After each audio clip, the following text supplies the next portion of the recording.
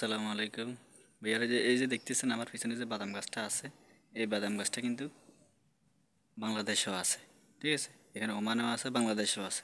কিন্তু এখানে বাংলাদেশে একজন সিলেটি, আমার বড় ভাই, ওনারে বিশ্বাস করাতে পারি না যে এটা বাংলাদেশে আছে। আমরা বাংলাদেশে এটারে কি বলি, বাদাম গাছ। কি বাদাম এটা তো আমরা নিজেও জানি না। এটি বাদামটার নাম জানেন কেউ?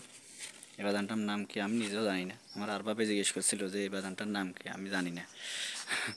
পরে ওই ফোরম্যানকে কোনো মতে বিশ্বাস করা যায় না যে বাদাম, বাদাম কয় খায়। এটা এটা আবার সিস্টেম বালা কি, এখন হাইকলে হাতারা তো হয়তো খায়। ঠিক আছে, আমরা বাংলাদেশে তো এরকম না। চট্টগ্রাম এয়ারপোর্টের সামনে কত হুড়ি রয়েছে না, ব্যাগেন হয়ে নিচে হয়ে থাকে, কেউ খায়? কোনো মতেই বিশ্বাস করা যায় না, বুঝছেন? এখন কী করবো?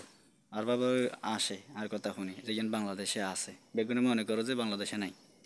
বাংলাদেশে বাদাম গাছে নাই, আপনারা কনছে আছে না নাই, এগুলো কেমনি বিশ্বাস করাবো? এখন আয় কষি যে ঠিক আছে, আয় যাঙ্গে বাংলাদেশ যাবো, এয়ারপোর্টে তো নামবো, হ্যাঙ্গে আয় কী করবো, এখন ভিডিও করবো একেন।